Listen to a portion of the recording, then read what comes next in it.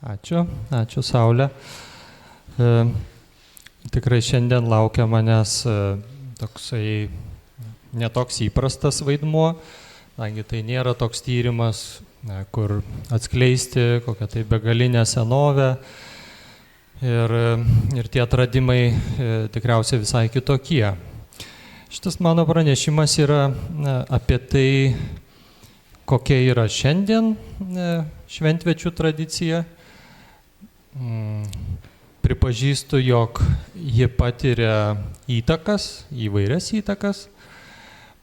Ir kelių klausimus, kaip yra šiandien, kaip galėtų būti ateityje. Ir bus labai įdomu išgirsti jūsų vertinimus ir mintis arba klausimus.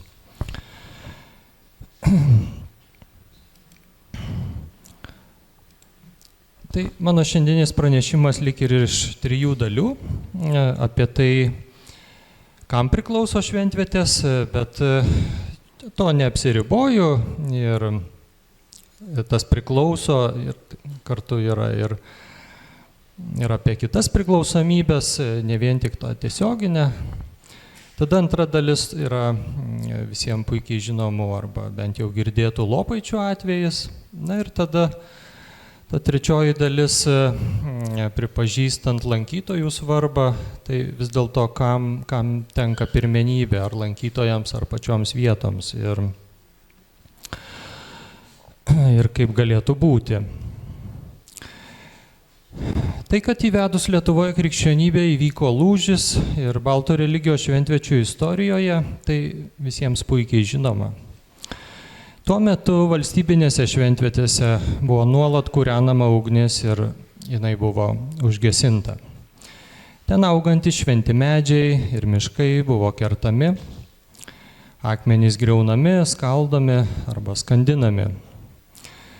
Tačiau pripažįstam, jog šventvečių būta ne vien tik valstybinių, jų būta kur kas daugiau ir įvairesnių.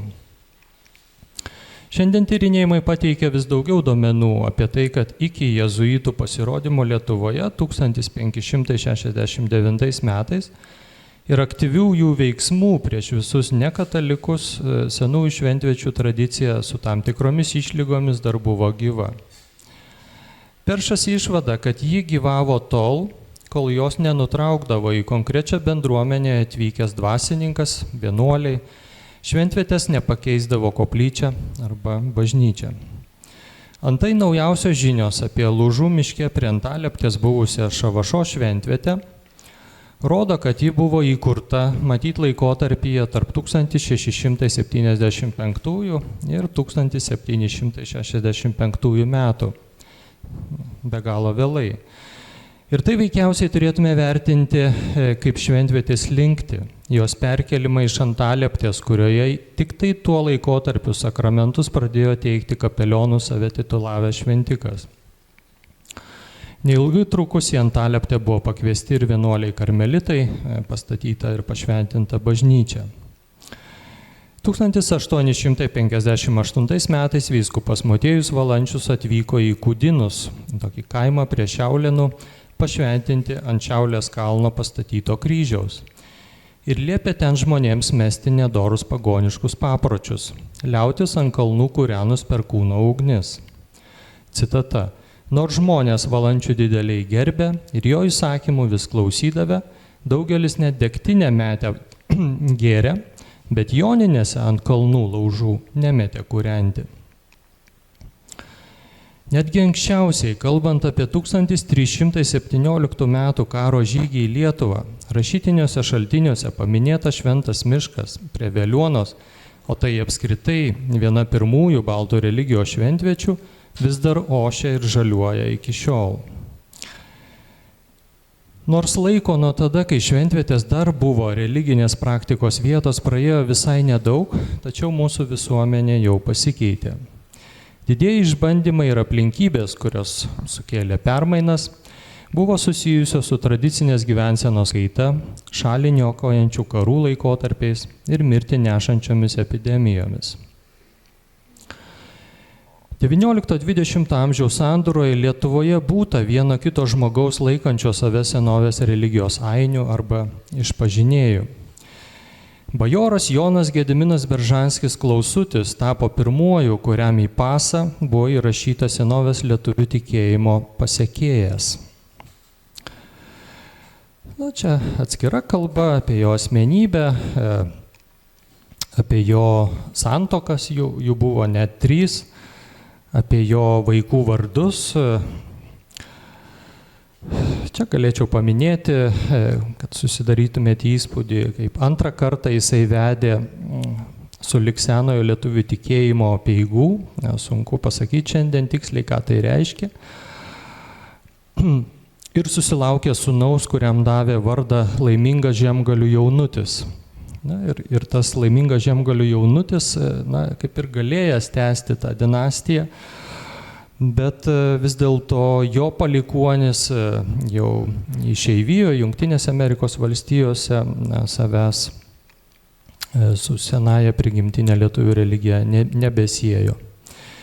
Na, čia kai įdomų pavyzdį galėčiau faktą paminėti, jog Jonui Basanavičiui jo gyvenimo pabaigoje buvo siūlyta tapti Krivių Krivaičių ir priimti Prutenio antrojo vardą. Čia tokių pavyzdžių galima rasti ir daugiau, tačiau, kažin ar galėtume kalbėti apie tęsiamą, o ne kuriamą tradiciją. Taigi, kas su baltų šventvietėmis atsitiko po to, kai jos liko be savo bendruomenių? Kaip minėjau, skirtingose vietovėse tai nutiko ne vienu metu. Iš pirmo žvilgsnio atsakymas labai paprastas. Šventvietės perėjo į rankas tų, kurie jas užėmė, užkariavo. Ir nereikėtų manyti, kad tai istorinis jau pasibaigęs reiškinys. Jis tęsiasi iki šiol ir pasikartoja kiekvieną kartą, kai baltų šventvietėje yra pastatomas kryžius ar ant ąžuolo užtepamas Kamino Lituanas ženklas. Čia tokių pavyzdžių yra ne vienas ir prie jų būtų galima ilgėliau pasakoti, bet to tiesiog nesiruošiau daryti. Šventos Krokulės vanduo yra geriamas, neterškime jo nešvariais pinigais, skelbia užrašas prie į Saulin tekančio Krokulės šaltinio, kur šimtmečiais už vandenį ir sveikatą buvo atsilyginama pinigėliais. Bet šeimininkų požiūrį parodo elgesys su vienu vieninteliu prie šaltinio augančiu medžiu. Matyt, nuo jo į vandenį prikrisdavo per daug lapų, tai paėmėm ir pusę nupjovėm. Pridurtina, kad šaltinių ir šalia augančių medžių ryšys yra vienas svarbiausių, lemiančių ir išsaugančių mūsų vietų šventumą. Nagrinėti tokius katalikų bažnyčios kaip institucijos ir arba tikinčiųjų veiksmus nėra mano pranešimo užduotis. Klausimai, kuriuos aš keliu ir ieškau jos atsakymų, tai kas šiandien yra teisėti šventviečių šeimininkai, kokie šventvietėse klostosi santykiai su šiuolaikinėmis dvasingumo praktikomis. Formaliai daugelis šventviečių yra valstybinėje žemėje, taigi Lietuvos Respublikos nuosavybė. Dalis priklauso privatiems asmenims, kurie į jas kreipia kokį nors dėmesį arba ne. Čia kaip gražus pavyzdys paveldėtojai Šventojo Sidabrės pilies ąžuolyno Ziniūnėlių kaime. Iš to milžiniško kažkada tai 160 turbūt hektarų ploto ąžuolyno šiandien yra belikę 3 hektarai ir būtent šita šeima yra savininkai ir jie visiškai sąmoningai yra apsisprendę ir kiekvienam, kuris siūlo nupirkti su tikslu kirsti, pasako, kad tai yra toks jų vertybinis apsisprendimas. Valstybė kaip tam tikra institucija ir jos vadovai šventviečių kaip religinių vietų išsižadėjo dar 14 amžiuje. Šiandien įstatymai šventvietę saugo kaip paveldą. Joms gali būti pripažįstama gamtinė vertė, palyginkim šventuosius šaltinius arba medžius senolius. Bendrai gali būti teikiama tokia kultūrinė reikšmė.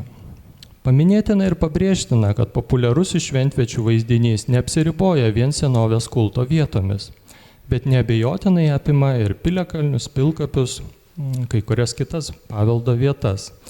Taigi sukrovus lauko akmenų aukurėlį ant piliakalnio, jo erdvėje de facto atsiranda ir apeigų vieta. Rajonų savivaldybių, įstaigų, valstybinės saugomų teritorijų tarnybos pavaldume esančių direkcijų ir kai kurių kitų institucijų dėka, tai plačiai suprantamose šventvietėse nuolat ar kartkartėliam įvairiais būdais pasireiškia ir lietuvių etninė kultūra. Tai yra kviečiama į proginius renginius, švenčiamos kalendorinės, tautinės, valstybinės šventės. Jų iniciatoriais ir vedėjais neretai tampa vietos bendruomenės, folkloro arba etnografiniai ansambliai, taip pat parapijiečių grupės ir pavieniai asmenys. Kaip pavyzdį pateiksiu į renginį kviečiantį skelbimą, kuris parodo, kokia dažnai daugialypė ir prieštaringa šiandien yra šventvečių būtis, raida, suvokimas. Kviečiame į gegužinių pamaldų užbaigimą prie Lurdo koplyčios Velniakalnyje. Skambės giesmės mergeliai Marijai, vyks gegužinė, kurioje mus linksmins folkloro ansamblis. Bendrausime prie atsineštinių vaišių stalo. Na ir tada galvoji, kaip taip gali būti. Bet ką? Tai Rokiškyje.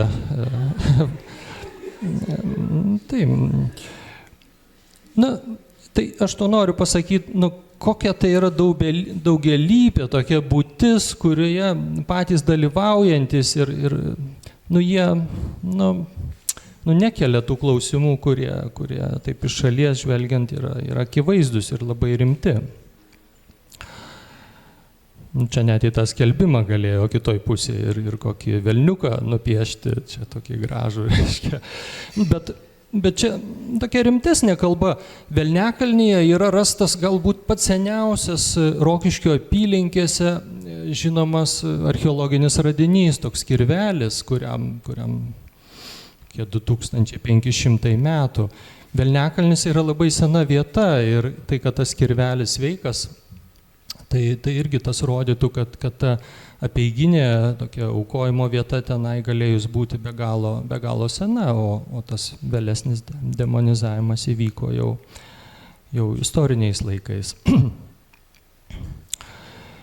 Lietuvių etninės kultūros renginių sumanytojai ir vedėjai, bent jau tų, apie kuriuos viešai skelbia žiniasklaida ir socialiniai tinklai, norėdami priartėti prie dvasios, paliesti jausmus, kaskart turi rinktis, kaip tą padaryti, kaip atrasti dermę tarp turinio ir formos. Taigi jie gali rinktis katalikišką įdėmenį arba atskirus jo elementus. Tai taip pat gali būti tęsiamos arba kuriamos baltiškosios tradicijos dedamosios. Trečia galimybė yra tai, ką šiandien tarpusavėje mes susitarę vadinam šiuolaikinio dvasingumo praktikomis. Atkreiptinas dėmesys, kad visos trys mano paminėtos dvasingumo versmės nebūtinai reiškiasi grynosiomis formomis. Jos dažnai jungiasi, veikia viena kitą, įgyja naujus mišrius pavidalus. Atsakymas į pirmą mums rūpimą klausimą jau ima ryškėti. Šventvietės yra ir valstybinėje žemėje, ir privačioje. Jos dažniausiai nėra kaip nors nuo mūsų atskirtos. Taigi ir šventvečių lankymas, buvimas juose nėra ribojamas. Tačiau iš bendros paveldosauginės praktikos žinome, tai būdinga ir mūsų nagrinėjimo atveju, kad kokiu nors atsakingų asmenų kaip pareigūnų ir jo labiau konkrečiai už šventvietės atsakingos institucijos nėra. Tai reiškia, būdamos visų šventvietės su labai retom išimtim, aiškaus savo vaidmenį, atsakomybę ir pareigą suprantančio valdytojo, tvarkdario arba vaidilos šiandien neturi. Tačiau neabejotina išimti tokia įspūdinga sudaro šatrija, subūrusi savo tokią ir formalią ir neformalią šatrijos ugnies sergėtojų bendruomenę. Tas pavyzdys toks platesnis, bet jo esmė taip nusakant trumpai, turbūt galbūt galėtų būti tokia, kad šatrija nėra nei minutei, nei valandai paliekama be priežiūros. Įsivaizduojate, šventvietė, kuri yra kažkur tai, Žemaitijoje, ir kuri nei valandai nėra paliekama be globos, be puoselėjančios bendruomenės narių, kurie keičia vienas kitą kiekvieną parą, ar kaip susitarė kas antrą parą. Ir tai, tai yra visiškai išskirtinis atvejis ir Lietuvoje, ir už Lietuvos ribų. Kita vertus, baltų religijos šventvietės, miškai, medžiai, akmenys ar šaltiniai retai tampa lietuvių etninės kultūros renginių vietomis. Paprastai jos yra lankomos neorganizuotai, po vieną, šeimomis arba nedidelėmis grupėmis. Ir tokiame šventviečių lankyme yra daug savaimingumo. Tai yra be kokio nors konkrečiai vietai nustatyto kanono, ten gali būti paliekama suskintų lauko gėlių puokštė. Arba priešingai, pamatęs vieną ant kito sudėtų akmenų bokštelį, lankytojas elgsis lygiai taip pat, tai yra dės savo akmenų bokštelį. Norėdami geriau pažinti tai, kas šiuolaikinėje šventviečio būtyje priklauso besitęsiančiai arba kuriamai baltų religijos tradicijai, o kas šiuolaikinio dvasingumo lauku, atidžiau pažvelkime į Lopaičius, apie kuriuos neabejoju visi nors ką nors esate girdėję, o daugelis ir buvę. Tai tas brandolys, nuo kurio viskas prieš 20 mečius prasidėjo, yra Lopaičių kaimo piliakalnis ir už jo, už kelių šimtų metrų, tame pačiame Eitralės upelio krante trykštantis šaltinis. Piliakalnis yra vienas iš daugelio Žemaitijoje, jame atsitiktinai rasta lipdytos keramikos. Nuo kalvos atsiveria toks iš tiesų nuostabus reginys vakarų kryptimi ir čia galit įspūdį susidaryti. Kokiais nors pasakojimais aplinkiniai, gyventojai nepasižymėjo ir čia surengta Lietuvių literatūros tautosakos instituto ekspedicija užrašė pluoštą padavimų, tačiau jie tokie labai būdingi visai Lietuvos piliakalnių tokiai grupiai ir padavimų žanrui. Mano paminėtas šaltinis, vandens šaltinis 21 amžiui prasidėjus vietos gyventojų jau nebuvo lankomas, bent jau apie tai duomenų nėra. Tačiau nebuvo galutinai ir užmirštas. Tuo pačiu metu kilo išskirtinai žemaičiams būdingo paveldo paieškos, tokio bendro, politizuoto ir nuo lietuvių atskiro žemaitiško tapatumo judėjimo dalis. Jų iniciatorius ir vedlys Stasys Kasparavičius Lopaičių akmenimis sudomino Tveruose gyvenusi gydytoją Antaną ir mokytoją Ireną Vaisgirdus. Čia reikia pasakyti, kad jie ne vietiniai, dabar jau Antanas yra miręs. Kilo talkų iniciatyva, Lopaičiuose buvo atrastas, kabutėse, dvasinis žemaičių pagonių centras, į kurį 2005 metų pavasarį pradėjo vykti gausūs lankytojai. Gandų apie stebuklingą šaltinį ir akmenį suvilioti žmonės plūsta į Žemaitiją, skelbė Lietuvos dienraščių antraštės. Čia kaip pavyzdys. Mano mamos prierašas Vykintui. Be šaltinio į tą patį Lopaičių etnomitologinį kompleksą buvo sujungtos dar kelios vietos, kurioms suteikti paslaptingi, tokie patraukiantys pavadinimai. Tai yra gydantis akmuo, žynio kapas, vaisingumo akmuo ir norų išsipildymo akmuo. Beje, į šiuolaikinį dvasingumą iš šventviečio ir apskritai baltų paveldo perspektyvos žvelgiu kur kas plačiau, nei vien tik kaip į konkrečią praktiką. Lopaičių atvejais tai labai gerai rodo. Tas dvasingumas neabejotinai apima ir pavienių kalbos žodžių ir junginių, taip pat ir vietų vardų aiškinimą, dažniausiai naują, tokį autorinį ir visiškai nemokslinį. Čia pat yra kūriamas pačios paveldo vertybės atsiradimo mitas, kuris paprastai atlieka neišlikusios rašytinės istorijos vaidmenį ir neretai nuo žodžių yra pereinama prie veiksmų. Pavyzdžiui, imamasi atstatyti tai, kas tariamai buvo sugriauta. Na, pavyzdžiui, iki tol Morenoje gulėję akmenys yra iškasami, iškeliami ir statomi stačiai, kadangi taip tikima, kad jie stovėjo. Žinoma, dar reikalinga bendra tokia mistifikuojanti skraistė, rūkas į akis, taip galima pavadinti, ir jis yra taip dosniai skleidžiamas. Tradicijos žinovai, puoselėtojai, net ir aplinkiniai gyventojai, kurie gali viešai suabejoti tuo, ką girdi ir mato, tampa nereikalingi ir kartais net pavojingi. Tačiau taip, jie gali tapti tokių vietų kuriamos naudos gavėjais. Tarkim, pardavinėti savaitgaliais į Lopaičius plūstantiems lankytojams medų, ledus ir panašiai. Apžiūrėkime mums rūpimas vietas atidžiau. Nuo Piliakalnio ir Regyklos, kurie atskiro pasakojimo mano žiniomis dar neturi, tačiau ten yra ugniavietė, takas atveda prie gydančio akmens. Pasakojama, kad jis gydo liečiant, ypač veiksminga yra gulama arba pusiau gulama padėtis, nes viena riedulio pusė yra kiek įdubusi, šiek tiek primena gulto ar išlankstomos medžiaga aptrauktos tokius paplūdimio kėdės atlošą.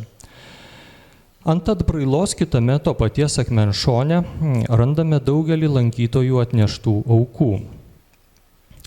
Įvairių spalvų ir formų akmenėlių, angelo figūrėlę, šiek tiek lauko žolynų, pienių vainiką, avižos varpą, kelias eglių šakeles, konkorėžius, vieną kaštoną, kokią nors formą nepasižyminčių pagaliukų ir vieną didesnę nelygią lazdelę be žievės.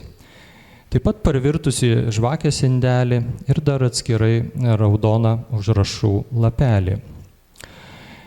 Prieš patekdami prie Žynio kapo pirmiausia prieiname Žynių kapinių ribą, žyminti natūralių formų akmenį su žmogaus rankomis padaryta pusmėnulio formos įduba. Joje renkasi vanduo, yra įmestos kelios smulkios monetos. Prie Žynio kapo stovi kelios žvakiutės, maža metalinėme indelėje ir stiklinė su dangteliu. Dar porą žvakelių metaliniuose indeliuose yra padėtos suglaustos ant paties tariamo antkapio, kuris ratu apdėtas gerokai mažesniais akmenimis. Čia vaizdas iš viršaus. Anot informacinio stendo, ši akmenų krūvelė, cituoju, turi aiškią formą ir labai primena vainikinį kapą. Todėl spėjama, kad šioje vietoje yra Žynių kapai. Leidžiamės į Aitralės slėnį prie šaltinio. Per šlapę vietą yra nutiestas medinis takas, lankytojams sukurta erdvė stovėti arba eiti ratu. Pati per lataką plūstančio šaltinio tėkmė yra įrėminta lyg į kokį medinį fasadą.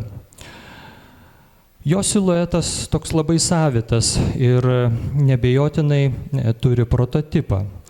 Tačiau tik tai rengdamasi šiam pranešimui paieškojau to prototipo ir buvau nustebintas, nes atradau jį vienoje interneto svetainių, kur yra skelbiami Camino de Santiago de Compostela vaizdai. Tai tokia pati, tik ne medinė, o akmeninė yra vieno iš trečiajame šio piligrimų kelio ruože esančio šaltinio sienelė.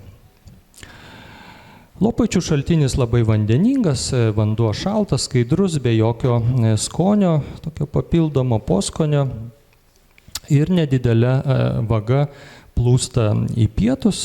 Čia daugiausiai lankytojų semėsi į gertuvės, butelius, talpas ir netrukus jo tėkmė pasisuka į rytus apie 110 laipsnių azimutu. Ir šis bruožas patvirtina, jog tai baltų religijos šventvietė, tikėjimas nepaprastomis šio vandens savybėmis išliko per šimtmečius. Toliau takas atveda prie vaisingumo akmens. Tai vienas iš tų tokių metamorfinių daugialypių riedulių, stabakulių, kurie visais laikais traukia ir tebetraukia žmonių dėmesį savo. Atsiprašau, kažkaip tai liko neįdėtas. savo formą, spalva ir žymenim traukia lankytojų dėmesį. Ten tokia lyg didelė plačia skrybelė pridengto akmens yra tokia lyg kaip skrybelė, lyg tai susidarius tokia kaip kepurė. Ir ant viršaus gali būti dedamos žvakės tokiuose stikliniuose indeliuose. Pasakojama, kad čia moteris išmeldžia vaikų. Aivaras Citronas, šiandien žinomas kaip Lileika, tvirtina, kad būtent čia yra sėklos pradžia. Sėsti ant vaisingumo akmens ar jo labiau ant jo atsigulti nėra galimybių. Tiesiog jisai išlaite. Tačiau jo prieigos, kaip ir visų kitų akmenų, yra trypte nutryptos. Pasėdėti galima ant šalimais esančio mažesnio akmens. Aukščiau vaisingumo akmens esantis norų, kitaip dar vadinamas meilės, širdžių ir norų išsipildymo akmuo yra labiausiai iš visų aptryptas. Per 20 metų lankytojų atnešta čia tiek mažų ir didelių akmenų, kad šalimai susidarė nemažas ištisinis jų grindinys. Nemažai, ypač mažesnių akmenų dedama ir ant paties norų išsipildymo akmens, kurio šonuose yra uždulėjusių pėdomis vadinamus įdubimus primenančių žymių. Šalia žvakė plastikinėme indelyje lankytojai čia stato akmenų bokštelius ir šalia ir ant paties akmens.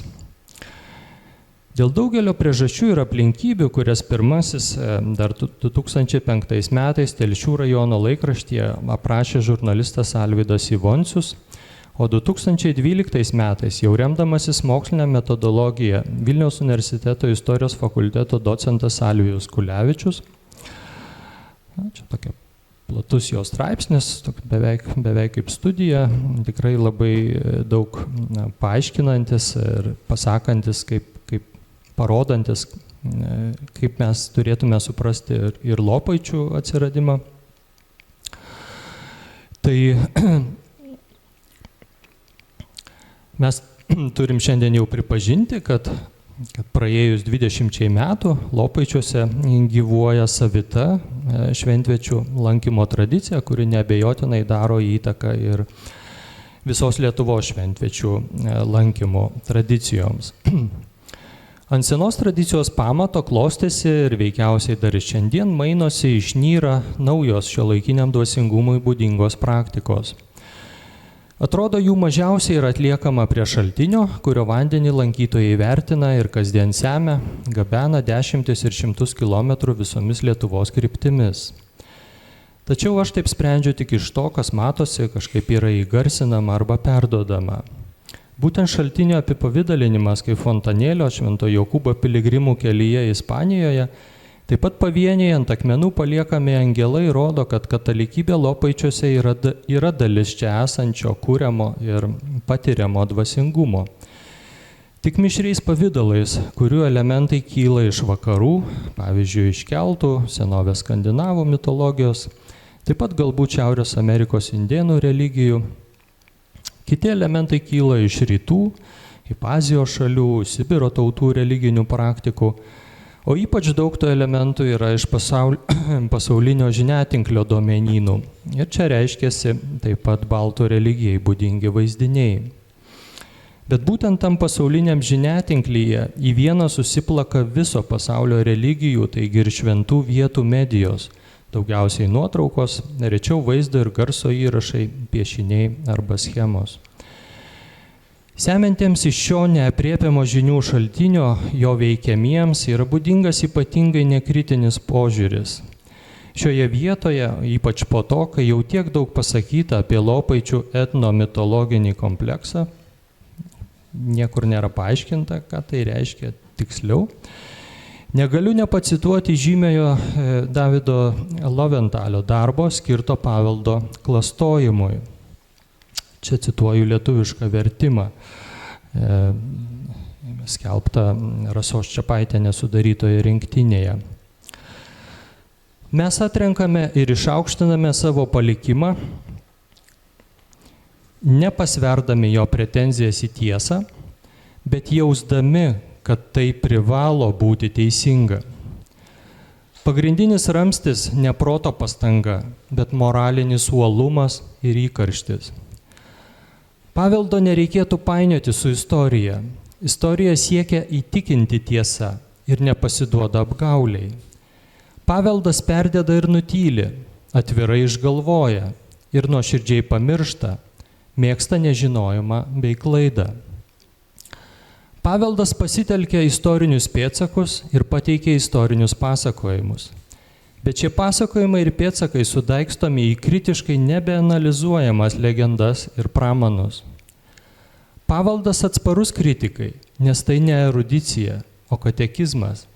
Nepatikrinamas faktas, o patikli ištikimybė. Jis yra tikėjimo praeitimi deklaravimas. Citatos pabaiga.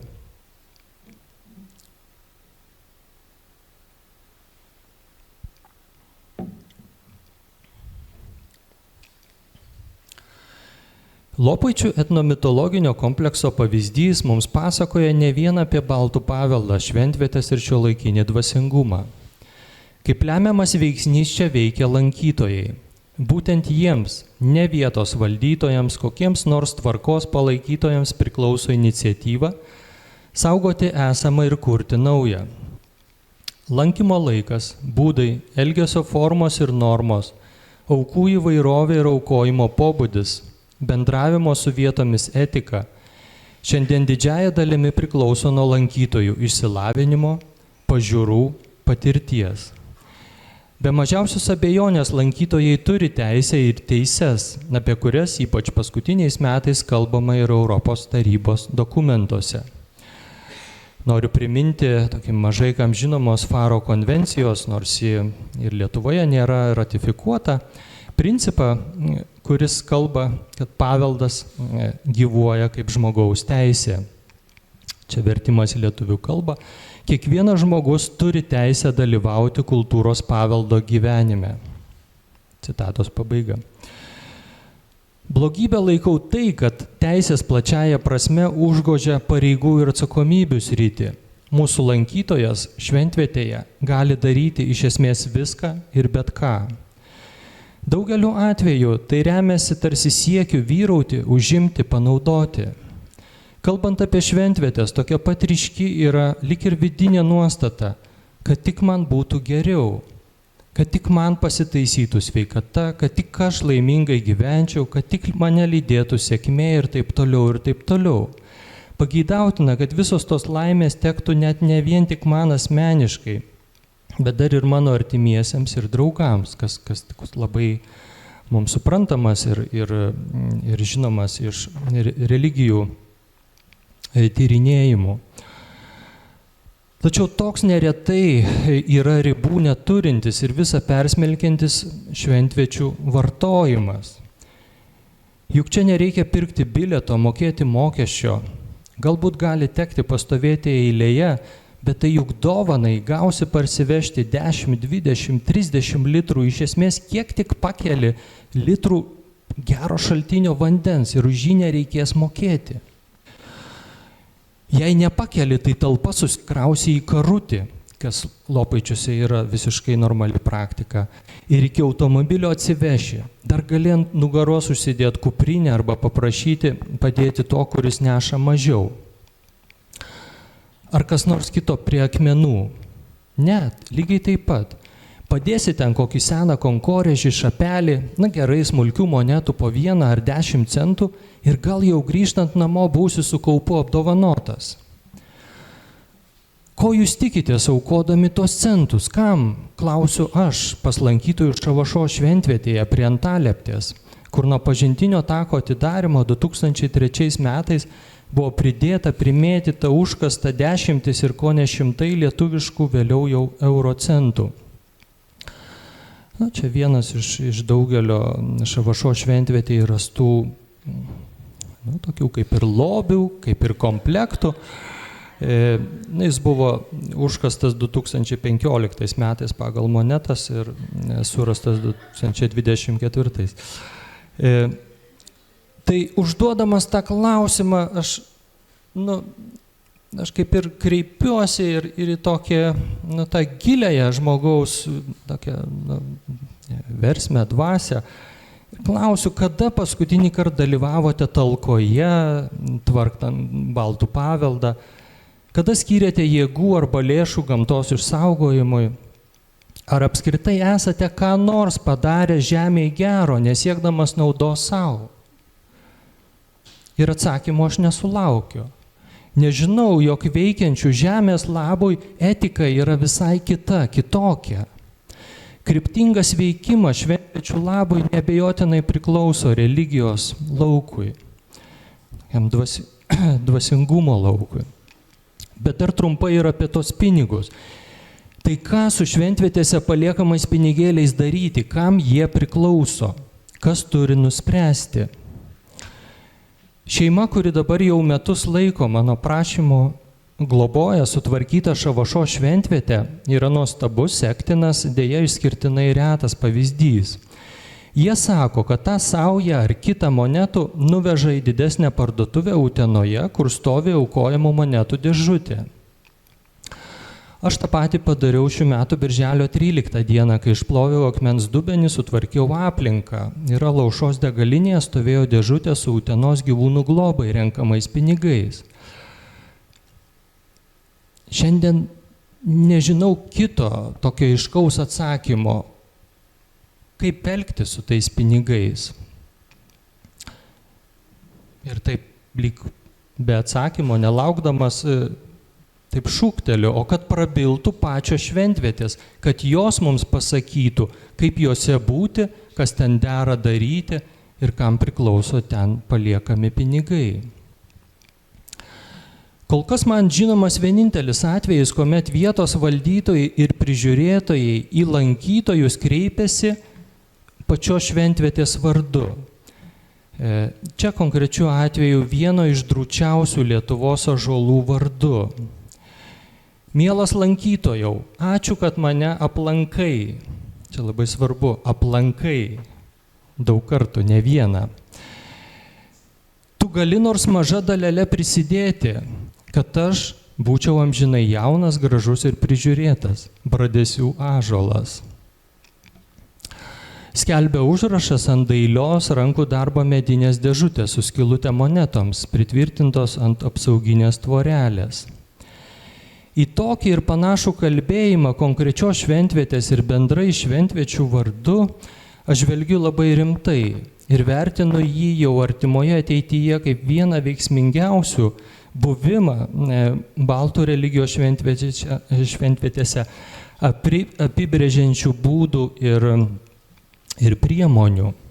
Dar daugiau yra prasminga kurti tam tikrą šventviečių teisę, kurioje būtų žvelgiama ir kalbama ne iš žmonių lankytojų perspektyvos į vietas, o atvirkščiai, būtent iš vietų perspektyvos į žmonės, tas vietas lankančius. Tokia teisė turėtų prasidėti teiginiu, kad šventvietė yra baltų religijos paveldas, todėl šventvietėje turi būti elgiamasi taip, kad ji nebūtų užgauta, pažeminta ir juo labiau neužvaldyta. Jeigu kita religija jau anksčiau įsibrovė, tai baltų religijos dalis arba atskiri elementai yra pripažįstami ir gerbiami. Paliekama erdvės baltiškoms apeigoms rengti ir aukoms aukoti. Baltų religinė tradicija remiasi ir išreiškia ekocentrinį požiūrį. Tad būnantį šventvietėje šio požiūrio pažeisti negali, kaip ir darnos siekio bei tvarumo nuostatos. Čia nėra deklaracija, bet toks labai išraiškingas pavyzdys, kaip anksčiau paliekami, aukojami, apsižadami tekstiliniai dalykai buvo iš vilnos, lino, tokia, žodžiu, sunykstanti drobė. Ir kaip dabar pasikeitus santykiui, sintetinė tekstilė tampa bjauriom šiukšlėm. Ir čia ne vien tik Lietuvos problema, ir su to susiduria ir kitos prigimtinės bendruomenės pasaulyje. Tai ta tvarumo nuostata, jinai yra viena iš pagrindinių, viena iš svarbiausių, nes jeigu tu palieki pėdsaką po savęs, tai tada turi būti tikras, kad tas pėdsakas netaps šiukšle. Ryšys, įsipareigojimai ir atsakomybės tarp šventvietės ir jos lankytojo yra ir turi būti abipusės. Siektina, kad kiekviena šventvietė turėtų asmenį globėją ir arba bendruomenę, kuriai tektų dalis materialinės ir nematerialinės naudos iš šventvietės, kurią gauna lankytojai arba aplinkiniai gyventojai. Matau ir pripažįstu, kad gyvename pereinamų laikotarpių. Dauguma šventviečių tebėra laikomos tik gamtos arba kultūros paveldo vietomis. Tačiau daugelįje jų jau galima išvysti su balto religija ir arba su šiuolaikinio dvasingumo praktikomis susijusių elementų. Ir jų vis daugės. Lankytojai, kurie šiandien turi ir daro didžiausią įtaką šventviečių būčiai, lankymui, elgesio nuostatoms, aukų įvairoviai ir pačiam aukojimo pobūdžiui, turi vis dar per mažai žinių apie baltų religiją ir sąmoningai ar ne, ją dažnai gožia šiuolaikinio dvasingumo praktikos. Prasminga kalbėti apie šventvečių lankytojų etiką, kuri galėtų remtis, palaikyti ir stiprinti ekocentrinės nuostatas.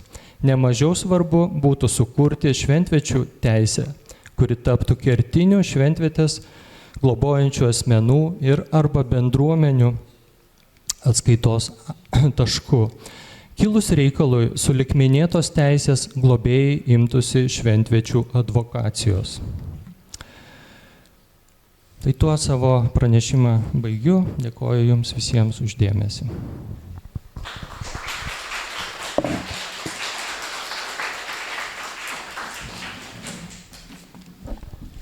Tikrai labai ačiū Vykintai už tokį, kaip visada, be galo daug įdomios medžiagos pateikianti ir problemas iškelianti pranešimą ir tikrai svarbus dalykai, ar ne? Pats Vykintas labai prisidėjo prie to, kad daugelis šventviečių taptų žinomos, ar ne, kad ir tie taškai žemėlapį sudėti, ir knygos išleistos, ir tos vietos tikrai lankomos, ne visos, bet kai kurios jų lankomos ir jau dabar matai, na, kad reikia ir kito žingsnio. Bet aš gal taip irgi pasinaudodama progą iš pradžių užduosiu vieną kitą klausimą, bet žinoma ir visų lauksime kitų komentarų. Mane vis tiek tas Lopaičių atvejis kažkaip intriguoja. Vadinasi, yra didžiulis poreikis, didžiulė paklausa, ar ne? Tai yra toksai savotiškas pramogų parkas, į kurį žmonės važiuoja štai 20 metų ir žaidžia tą žaidimą. Ir tas žaidimas, matyt, na, jisai kažkoks lydimas paminė, aš nesu ten buvus, yra stendai ar ne kažkokie, yra kažkokios atskiros žinutės spaudoje, na, galim sakyti, yra viešieji ryšiai, kurie, na, sukuria tos vietos, na, istoriją tokią.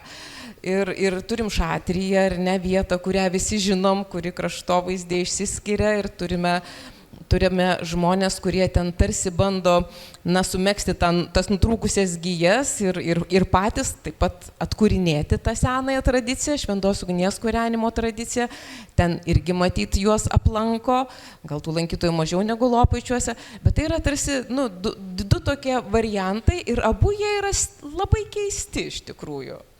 Abu labai keisti, ar ne? Nes tas, na, kūrenimas ugnies dieną naktį, kiek metų jau tai tęsiasi? Tai jau tęsiasi ilgokai, ar ne? Nu tai persikėlė į lauką po Antano Gedvilo mirties, tai 2008 metai rugsėjai bus. Tai yra tokia praktika, kuri, na, labai sunkiai įsivaizduojama bent jau mieste gyvenančiam žmogui, ar ne? Kaip tą savo gyvenimą tvarkyti, kad tu galėtum skirti jo dalį tam budėjimui prie ugnies, nors aš niekiek nebejoju, kad tas budėjimas tikrai suteikia daug stiprių labai patirčių, ar ne, gal ne tik tai dvasinių patirčių, gal tikrai ten patirimas ir šventumas, ir ta religinė kažkokia patirtis. Tai turim tarsi du tokius variantus, kurie abu veikia, abu gyvuoja, ar ne? bet abu jie tokie, kraštutiniai du variantai.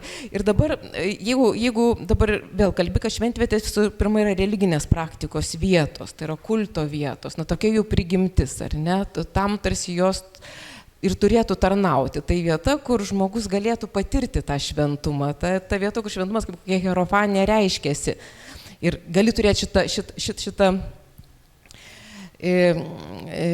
šitą lūkestį. Tai dabar mano klausimas būtų toksai. Kas galėtų padėti atsirasti tiem tarpiniam kažkokiam taškam, ar ne? Ir dabar visiškai tas klausimas visiškai pragmatiškas, bet matom, kad poreikis yra. Žmonės tikrai, ieško tų būdų patirti šventumą, ar ne? Ir ieško jo ne bažnyčioje. Aš manau, kad tai labai stipriai irgi susijęs tokius sekularizacijos procesais ir iš tikrųjų su krikščioniškojo to dėmens mūsų tapatybėje vis dėlto silpnėjimu. Jo lab, kad lopaičių lankytojų tikriausiai įtariu, koks 80% sakytų, kad jie yra katalikai ir niekiek dėl to nebejotų. Tai dabar visiškai pragmatiškas klausimas. Tai kas čia turi įsijungti? Viešieji ryšiai, radio laidos, ar ne, televizija, kažkokie ženklai, ar ne, štai, sakai, paliekami tie ženklai mūsų šventvietėse prie kažkokių piligriminių, kuriami piligriminiai keliai, kurie eina pro tas senasias šventvietės.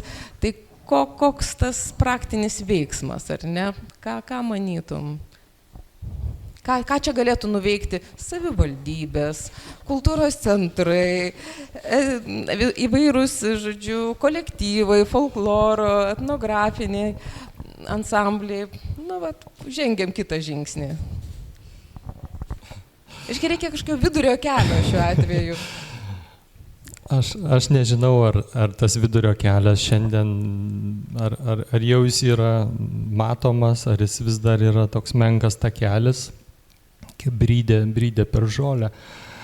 Šiaip, įdomu, kad pati išryškinai tos du kraštutinius atvejus, iš kurių Šatrija yra tokia be galo kilni, tokia be galo tauri, tokio aukšto idealizmo, tokio pasišventimo, tokia erdvė, pati tokia vieta, kuri jau atsiradus ugniai, pernešus ją iš Antano Gedvilo, šito Ringaudo dvarų vadinamos jos sodybos, į tikrai tokia pasikeitė, persimainė, subūrė bendruomenę, kuri jie rūpinasi ir kuri atkakliai per visus daugelį čia tų metų atkakliai nenori pinigų, kas irgi yra toks stebėtinas dalykas. Ten, aišku, matyt, turi savo įsivaizdavimą arba nujaučia pavojus, kurie galėtų tykoti, bet žodžiu, į bet kokį siūlymą remti juos pinigais, jie atsako, kad mes pinigų nepriimam, čia galėsit mane pataisyti, jeigu pasikeitė tą nuostatą. Bet jeigu nori remti, atvežki malkų, reiškia. Ir malkos yra vežamos, reiškia, viena malka, maišas bulvių malkų, sunkvežimis malkų, 3 sunkvežimiai malkų, reiškia. Bet suprantat, nėra pinigų, nėra to prakeikto to dalyko, kuris kažkaip tai šioj visuomeniai ardo arba kelia pavojų būti suardytų. Bet čia gal netaip svarbu tie pinigai. Ir tada yra lopaičiai. Lopaičiai nebejotinai yra populiariosios kultūros dalykai. Nebejotinai. Tai yra visiškas popsas. Bet mums jis rūpi todėl, kad jis yra ant seno pamato. Ten yra piliakalnis ir yra šaltinis. Jeigu tai būtų sukurta ant gryno lauko, aš apie tai nekalbėčiau.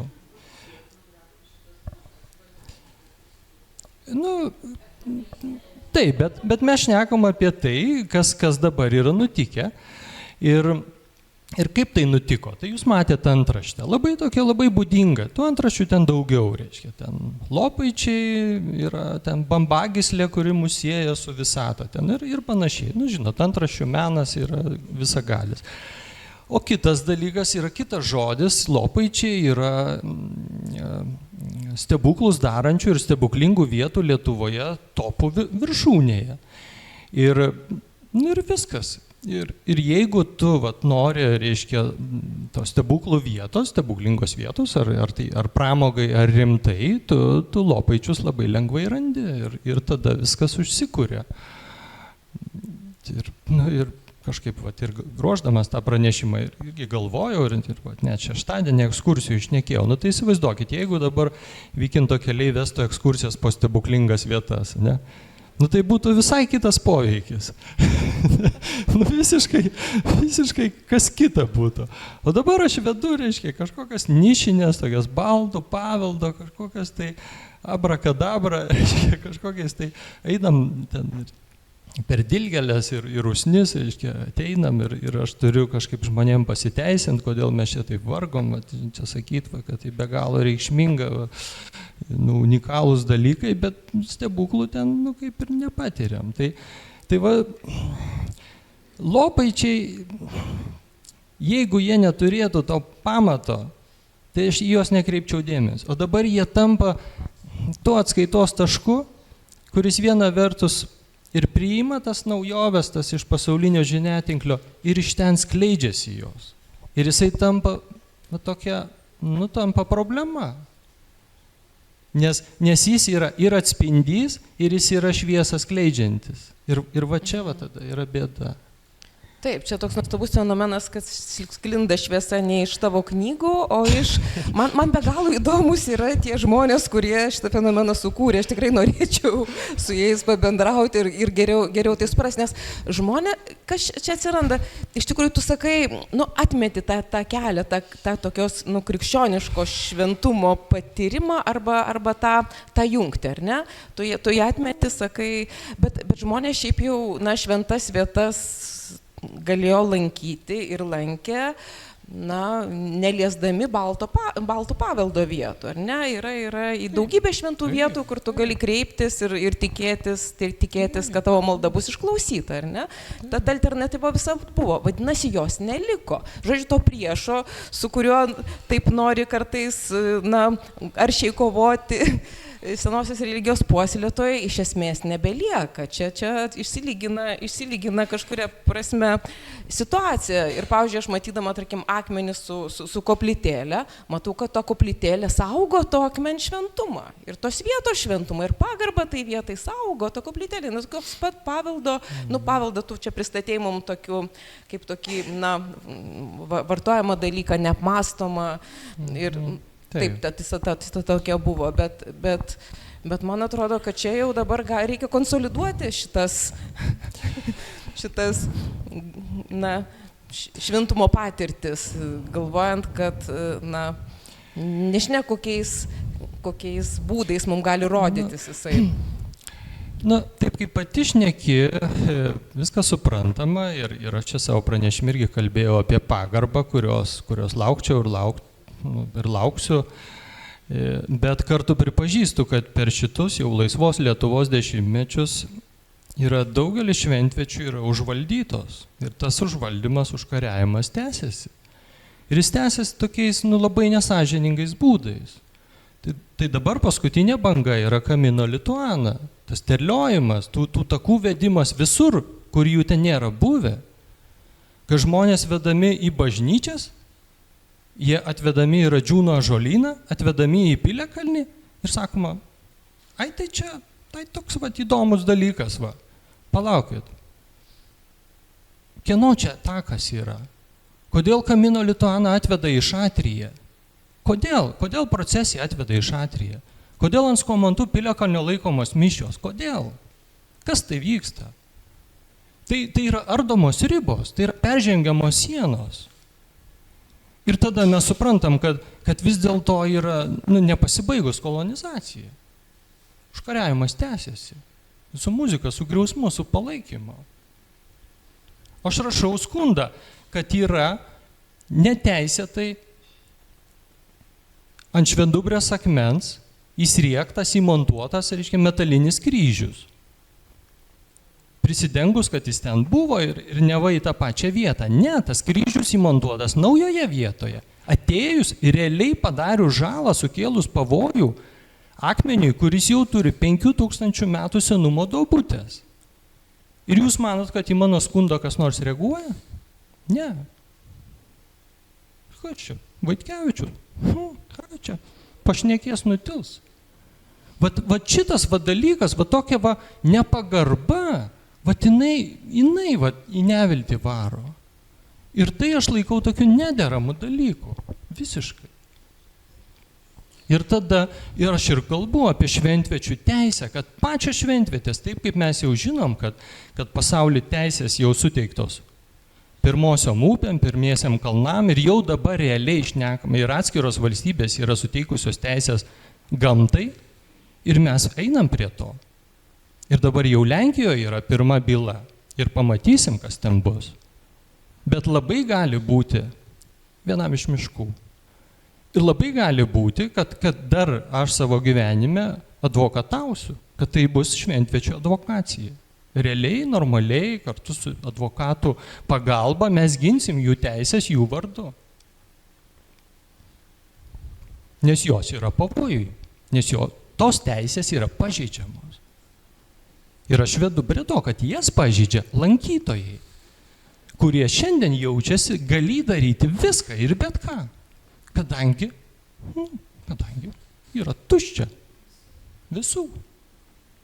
Aš irgi turiu tokių visai šviežių porą visai katalikiškų pavyzdžių. Prie tokiam visai citrinų iš itališko tokio peizažo, kultūrinio kraštovaizdžio. Citrinų tokiuose soduose koplytėlė, pieta, kaktusėlis, žvakelė ir užrašas. Šita vieta mums brangi, nepalikite čia savo šiukšlių. Ir turime omeny tikrai ne kažkokie nuorūkos, bet nepalikite mums savo ženklų. Tai yra mūsų vieta. Ten prie kažkokio vienuolyno, vėl gražus pavėsis ir toks labai gražus užrašas. Čia yra šventa vieta, nerenkite čia piknikų. Bet tai visą tai labai mandagu ir toks įspūdis, kad veikia. Bet tai yra, gal kaip tu sakai, tai yra vietos, kurios turi savo, tuos saugotojus, tuos prižiūrėtojus, tuos lankytojus, nors jos tokios irgi jau yra tokios, skaičiau, liaudiškojo pamaldumo, tokios formos. Kviečiu jungtis į diskusiją. Prašom, čia yra mikrofonas.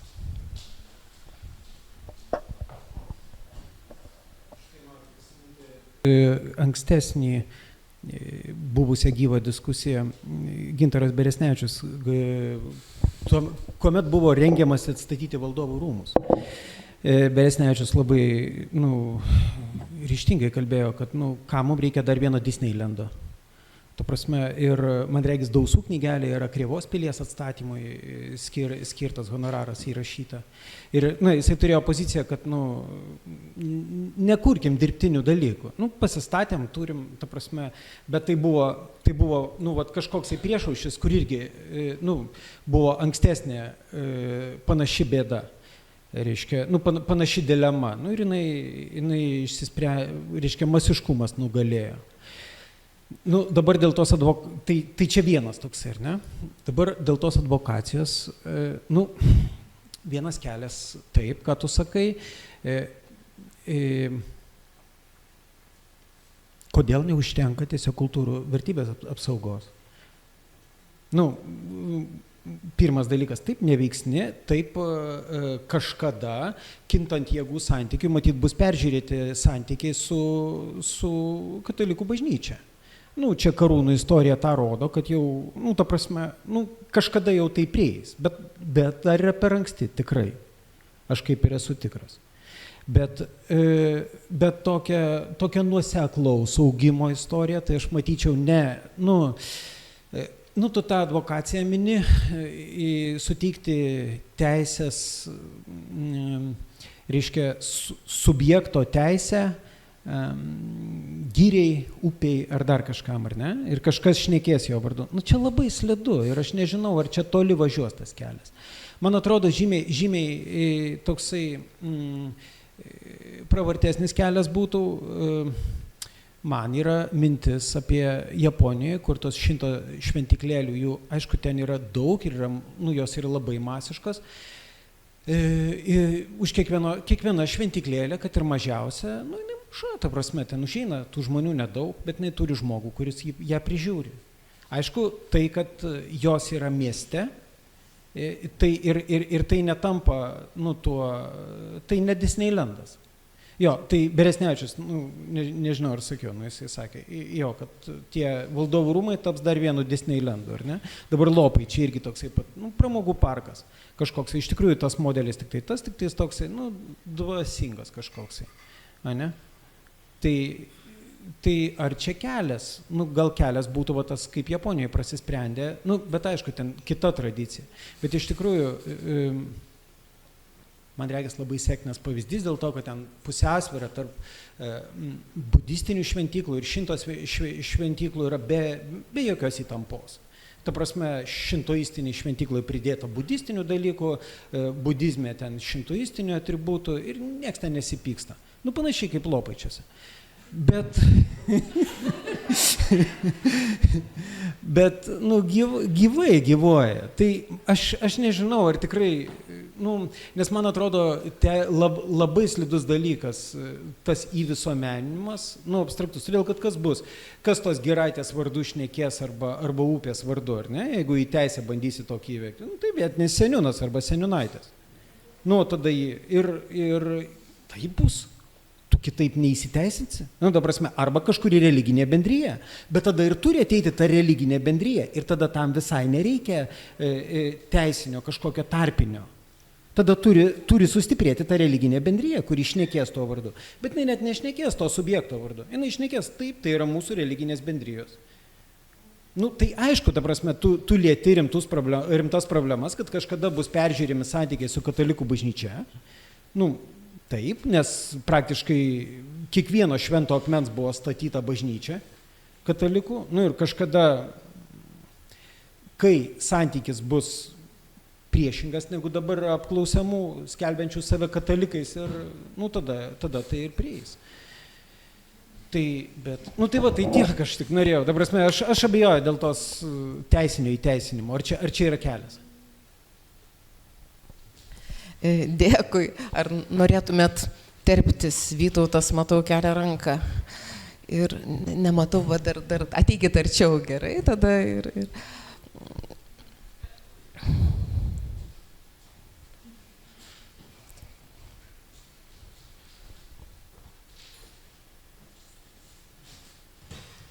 Tai aš gal tiesiai replikuoti norėčiau. Tai šintoizmas yra gyva religija, tai iš tikrųjų, kaip Vykintas sakė, kad tos paveldo bendruomenės ir vis tiek mes galvodami apie paprotinę teisę, iš tikrųjų pats stipriausias dalykas yra paprotinė teisė. Jeigu jinai yra, tai tada nereikia ir papirinės teisės, bet kaip tos papročius, kaip tą sąmoningumą žmonių ugdyti. Aš atsimenu, ir Vykintas pasakoja, kad buvo kultūrinis tam tikras renginys, kur buvo akmenys archeologiniai ir ant jų buvo pastatyta iš Šiaudų pilis ir tie akmenys, reiškia, lyg tai dėmesys akmenims, degė tie šiaudai ir akmenys susprogo. Tai aš tai manyčiau, kad tikrai visais keliais reikia eiti ir paprotinę teisę stiprinti, ir miškų teisę, ir alkų teisę, ir tų šventvečių, ir kaip su akmenimis elgtis galima būtų įstatymus įtvirtinti tiesiog, kaip su tuo paveldu elgtis ir skatinti ir kaimo bendruomenės, ir vietinės bendruomenės, ir ieškoti tų bendruomenių, kurios galėtų rūpintis. Tai manyčiau, kad reikalingi visi keliai įmanomi, kokiais tik tai galima eiti ir kažkuriuo metu vis tiek bus ir teisės dalykai. Tai tiek. Dėkui. Tokie lūkesčiai, kol kas lūkesčiai mūsų, ateikit. Ačiū labai už prezentaciją. Mano vardas Neringa. Aš norėjau prisijungti prie diskusijos apie gamtos teisės, nes neseniai buvau seminare šią temą. Tai kas buvo labai įdomu, kad, pavyzdžiui, Ekvadoras įteisino tai savo konstitucijai, kad gamta gali turėti savo teisės. Ir taip pat labai daug susidomėjusių žmonių šią temą domėjosi ne dėl religinių ar dvasinių priežasčių, bet dėl klimato kaitos. Ir iš to gavo daug fondų. Ir kas įdomu, kad gamtos teisės, tai pavyzdžiui, miško teisės ar upelio teisės priklausyti savo, įteisino ten ne tik Indija ar šalis, kur taip labiau populiaru, bet neseniai ir Anglija. Ir kas įdomu, kad, pavyzdžiui, bendruomenės nebuvo religinės. Tai, pavyzdžiui, būtų bendruomenė, kuri išrinkta 5 metam, tai gali būti studentai, mokslininkai, šiaip aktyvistai ir kai eina, tarkim, į susitikimus su savivaldybė, jie kalba to upelio vardu. Jie tada nusprendžia, kiek ten, nežinau, galima žvejoti, kiek reikia apsaugoti ir yra kažkokie mechanizmai, kur tas keičiasi. Tai man, pavyzdžiui, labai įdomus tai kaip konceptas ir aš labai palaikyčiau ir iš tikrųjų reikia žmonių, kurie apie tai supranta ir užsiema tą advokaciją. Tai ačiū. Ir Giedrė matyti irgi iš tos pačios ryties yra ir žino, kaip yra dabar. Oi, nieko nežinau, žinokit, tikrai. Tai kažkaip labai noriu pasidalinti. Vat Bolivija ir kitos šalis, kurios suteikia teisinį statusą gamtos objektams, reikia pripažinti, kad jų gamtosauginė sistema yra labai redukuota, lyginant su Europos.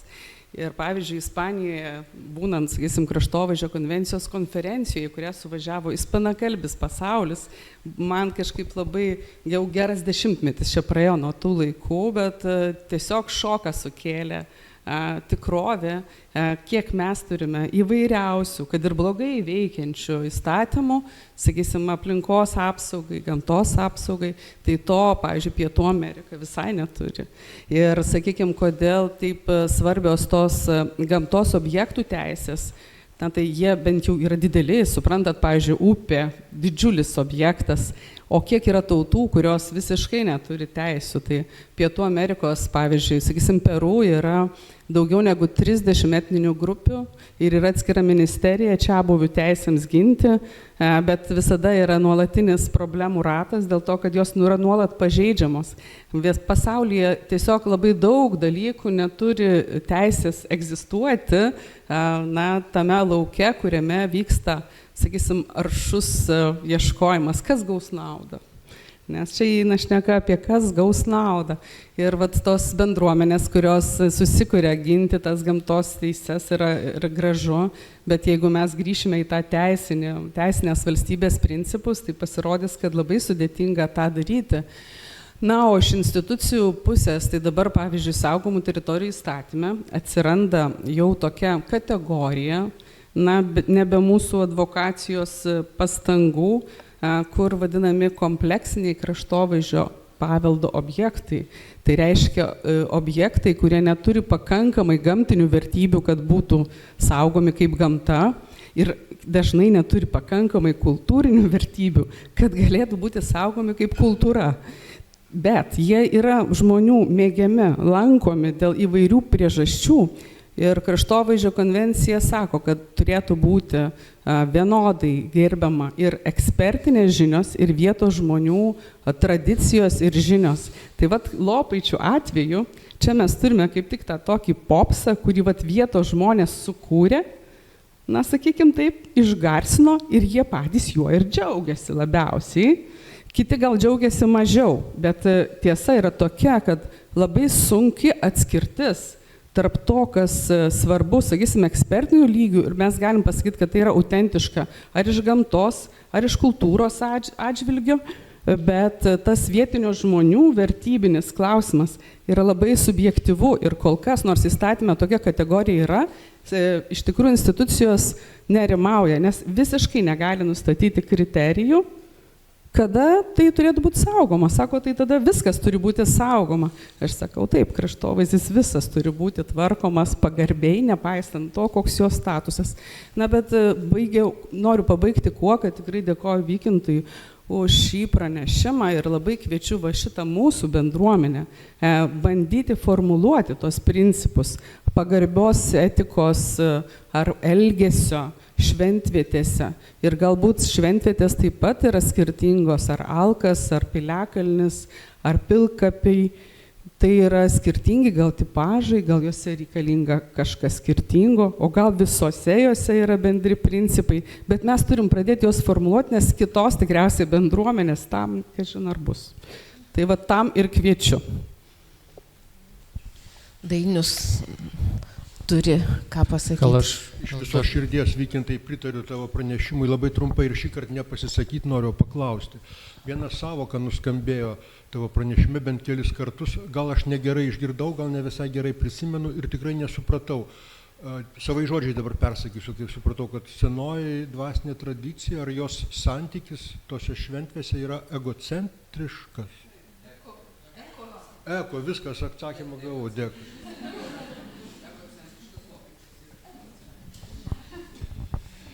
Ten dėl lopaičių, vat įdomu, nes vieta stipri ir atrodo visos prielaidos, bet kai pasirodė, kad laiptai ten yra avarinės būklės ir tas takas faktiškai buvo uždarytas ir turėjo būti uždarytas,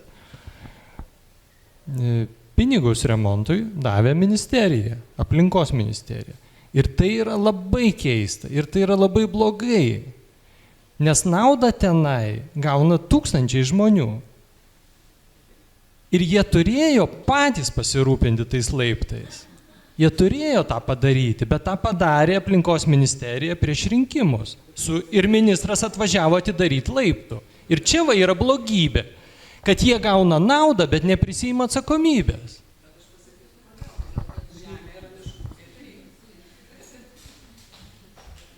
Kodėl ministerija tą padaryti galėjo, nes tai yra valstybinė žemė. Ten, kur privati žemė stovi didžiulis stendas, šitas takas įrengtas valstybinės miškų urėdijos lėšomis, dabar jis nutrūksta, ten prasideda privati žemė, bet eikite toliau ir už kiek laiko vėl įeisite į valstybinės miškų urėdijos valdomą žemę, kur jums bus nuostabus takas. Aplankiau prieš 2 dienas. Tai prašom, teikti.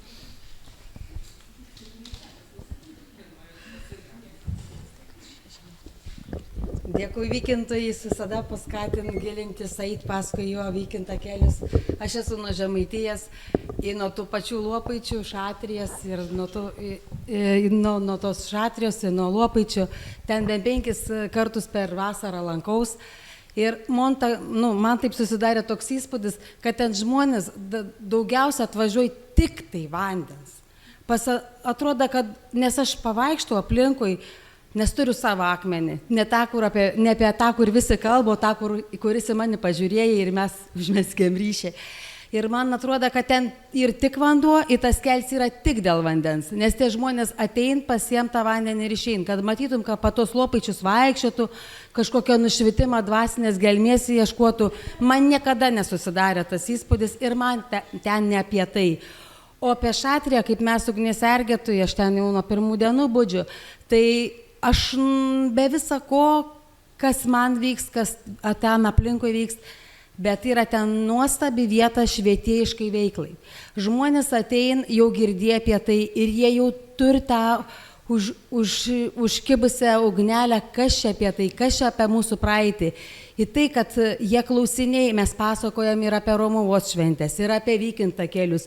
Ir jie su tokiu susidomėjimu, tai aš misliu tam dvasiniam savo prigimtiniam atgavimui, tai ir nuostabi vieta be visa ko, kad ten ta ugnis irgi ir mums teik šventumą, ir mes tą spinduliuojam, kaip sakyti, visiems žmonėm, ir tokia spindulėlė, ne vis tiek iš ten įsineš. Taip, kad tikrai nuostabu, kad viskas vyksta, Lopaičiai, čia tiesiog, jie jau tokie. Jie jau tokie, kam jie... Tiesiog aš nežinau apie tą, ar turėtų būti, ar taip neturėtų. Tie bokšteliai visi, kur čia pastatyti, juos tuoj nušveič, jų akmenys ir švarus, nieks neleidž tų bokštelių statyti. Dabar kaip naujai yra prieima, ten jau tokia erdvė sukurta, kas nori tos bokštus ten stata, ten jų negriaun. O taip, kad ant akmenų būtų, jeigu tik užlipda, tai tuoj jos nušveič, kad būtų. Vot mes ir sakom, o kas čia nušyč, o kas surengta žvakės, sudegusias, kažkas. Tiesiog ačiū dėmesį. Turim klausimą stebinčių internetu. Tai Emilija klausė, vyresniosios kartos gali turėti savo tokį šiuolaikinį vaidmenį saugant šventvietas ir šviečiant žmonės apie žmonių teisę saugoti tokias vietas. Apie žmonių kultūrinės teisės į autentišką prigimtinę religiją, pačių vietų teisės per šiuolaikinius jaunesnės kartos įrankius. Tai vlogai, YouTube kanalai apie lietuvišką mitologiją ir šventvietės, nuomonės formuotojų įsitraukimas ir panašiai. Tinklalaidės, specialūs projektai, kaip tarkime lietuviškų šventviečių kelias, kaip atsvaras Camino de Lituano ir panašiai. Taip, išgirdai, ar ne?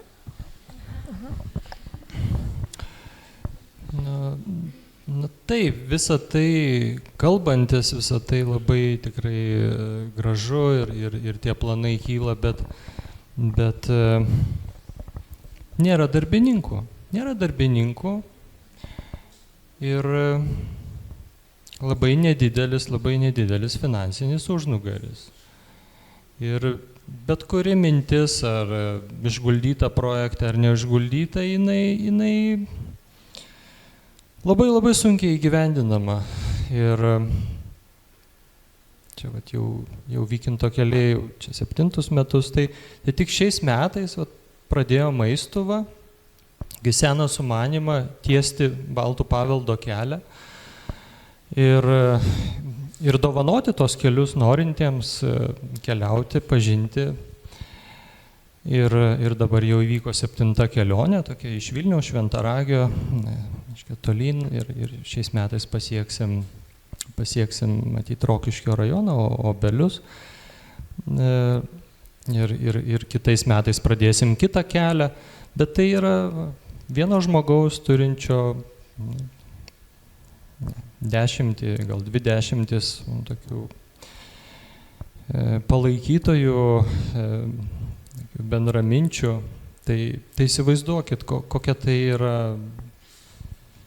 yra persvara ne mūsų pusėje. Su Camino Lituana aš įžvelgiu daug didesnį blogybę. Tai nėra vien klausimas varžytis su jais Baltų paveldo kely. Camino Lituana naikina ir visus kitus kelius, užgožia juos. Jie paima tiesiog, įsiurbia ištisus pažintinius takus, ištisus kultūrinius takus. Nebėra prasmės būti ten Pieno keliui, Alaus keliui, Čiurlionio keliui, Žydų kapinių keliui. Nebėra prasmės, nes yra vienas visą apimantis kelias su savo atsišakojimais ir jis vienas yra geriausiai pažymėtas, dažniausiai nuterliotas.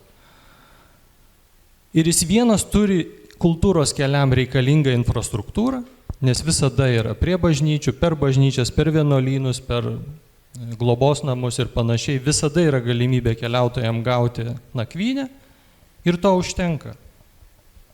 Ir jūs norit, tikėkit, norit, ne, aš čia kalbu ne Litexpo kelionių mūgiai, bet po 10 metų bus vienas kelias kultūros Lietuvoje. Visi kiti keliai liks istorija. Tikrai. Tiesiog yra tokia politika ir tokia yra nevienoda startinė pozicija. Čia ne tik marketingas, bet yra ir jo. Šiaip labai įdomi tema yra, iš tikrųjų, apie tai daugiau ir plačiau pasikalbėti. Aš norėjau pasiteirauti šiaip truputėlį prie tų šventviečių išsaugojimo. Panevėžyje yra toksai Skaistakalnio parkas, jis, kiek žinau, nėra įtrauktas į jokią paveldosaugą. Pats parkas yra senesnis už patį miestą, medžių tikrai irgi ir buvo iškirsta ir ataukta, bet pats vedžiau ir apeigas tenais parke ir iš tikrųjų visai neseniai sužinojau, kad ir buvo kažkada net aukuras istorinis, bet žmonių išmėtytas, bet savivaldybė nieko patys nedaro, jie patys nebando atstatyti kažkokių dalykų. Kiek žinau, mano žiniomis, kad dar prieš renovaciją to parko dar buvo netgi mąstoma padaryti tą parką iš vis tokį romantinį, tarsi eiti po romantinį pasivaikščiojimus, kažką tokio širdučių pridėti, kažką tokio kaip po Paryžių maždaug pasivaikščiat po parką ir čia visiškai jau keitėliojimas visiškai istorinės vietos, kuri yra istoriškai tikrai labai svarbi. Ir kaip tą išsaugoti, kaip pati savivaldybė to nesauga. Tai vat, o gal aš kažko dar nežinau, tai vat irgi iš tos pusės. Vat, kaip gelbėt, kaip padėti pačiam, ką daryti. Ką daryti? Būti savim, daryti tai, ko tiki. Žinai, aišku, lengva pasakyti, bet tai visa tai yra iki skausmo žinoma, pažįstama. Ne? Čia va, užsiminė kažkas apie Naisių baltų mitologijos parką, kur teko ir man ateiti, jau jis buvo pradėtas kurti, bet ten įdėti daug jėgų ir atiduoti daug laiko ir tikėti tą vietą. Bet kai po 10 turbūt metų, gal ten po 8 nuvažiavau tenai ir supratau, kad ten visas tas šventas tikėjimas, kad tas parkas gali skleisti žinias, kad jisai yra tam sukurtas, kad jisai virsta to pramogų vieta, kad nebežinau ten ar prie Laimos ar Veliuonos ten pardavinėjami kebabai, o reiškia iš Alkos kalno, reiškia pagrindinis rautas eina į Triušių salą ir ten yra pagrindinis dalykas, tos Triušių salos net nebuvo. Iš kur jinai atsirado. Yra pataikavimas tiems lankytojams, kurie ten nori triušių. Ir tada supranti, kad čia vyksta kažkokia tai kūryba tokia ir savaiminė, ir kartu visiškas popsas. Ir tikro daikto jie nesupranta. Ir jiems reikia to, kas būtų, Bet va, ar toj tuščioj vietoj gali sukurti tikrą daiktą, tai vėlgi, kaip... Ten viskas buvo galima, bet neatsirado Vaidilos, kuris ten gyventų ir nebuvo jis pats samdytas. Ir tada toj švenčiausios ugnies vietoj atsirado suoliukai ir ten buvo rūkoma ir kaip įprasta nuorūkos gesinamos į ugnies vietą. Ir čia tas pats. O tai ką, Skaistakalnio parką, ir būtų išgelbėję, prikabinę širdelių. Ir tu manai, kad panevėžiečiam tai nebūtų patikę? O be galo tai būtų patikę. Tai va, kad tradicija yra nutrūkus, o tas švietimas jisai nepasiekia. Kas pasiekė? Pasaulinis žiniatinklis. O kuo didesnės ten nesąmonės, tuo greičiau jos atsiduria Lopaičiuose. Tai